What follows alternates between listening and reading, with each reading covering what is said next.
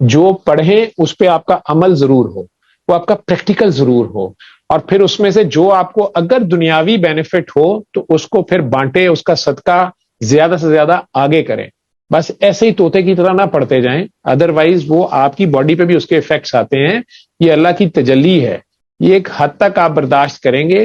ٹھیک ہے، اگر آپ امام کے برابر کھڑے ہونے کی کوشش کریں گے تو آپ اس کو برداشت نہیں کر سکیں گے. اس کو آپ کے آگے جو امام ہوتا ہے اس کا لیول اور ہوتا ہے، اور جو اس کے پیچھے ہوتے ہیں ان کا لیول اور ہوتا ہے.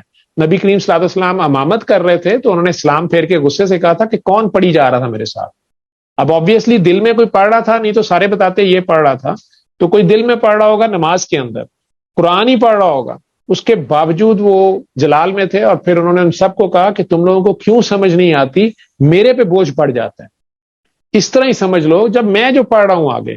تو اسی طرح عبادات بھی یا تسبیحات بھی اگر آپ اللہ کی خاطر کر رہی ہیں، اگر تو ہم کم ہی کر رہے ہوتے ہیں اللہ کی خاطر، یا جنت لینے کے چکر میں کر رہے ہوتے ہیں، یا دوزخ کے ڈر میں کر رہے ہوتے ہیں، یا دنیاوی مسائل کے لیے کوئی پڑھ رہے ہوتے ہیں. ہم اللہ کی خاطر تو بہت کم کر رہے ہوتے ہیں، لیکن اللہ کی خاطر بھی کریں تو وہ نبی سے آگے نہیں جانا. کچھ چیزیں نبی نے اتنی نہیں کی جتنی ہم کری جا رہے ہیں، ہم نے انہیں کراس نہیں کرنا. اگر ان سے زیادہ کرنے کی کوشش کریں گے، جیسے صحابہ کرام نے قسمیں کھا لی 3 نے کہ جی میں شادی نہیں کروں گا، ایک نے کہا میں ساری زندگی سوؤں گا نہیں، تیسرے نے کر لیا کہ میں ساری زندگی جو ہے روزے رکھوں گا. آپ کو جب پتا چلا تو آپ نے ان سے کہا کیوں کہا ہے تم لوگوں نے؟ تینوں نے کہا جی وہ ہم سمجھے کہ آپ تو بخشے جائیں گے، آپ نبی ہیں، اور آپ تو صرف رات کو 2 نفل پڑھ کے سو جاتے ہیں. یا مہینے میں آپ کی بیویوں نے بتایا کہ آپ مہینے میں کبھی ایک بار پیر کا یا جمعرات کا کوئی روزہ رکھتے ہیں، اور بیویوں کے حقوق زوجیت بھی ادا کرتے ہیں، سب گھروں میں جاتے ہیں.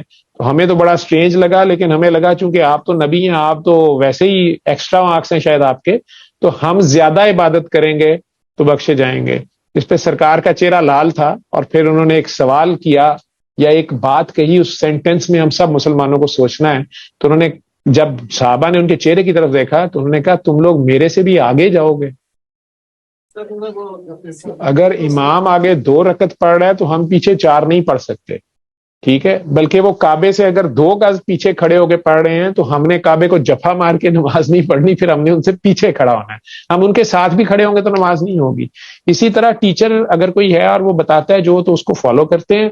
اور عبادت بھی جو ہے اس میں زیادتی جو ہے وہ پھر قلب کو سخت کرتی ہے.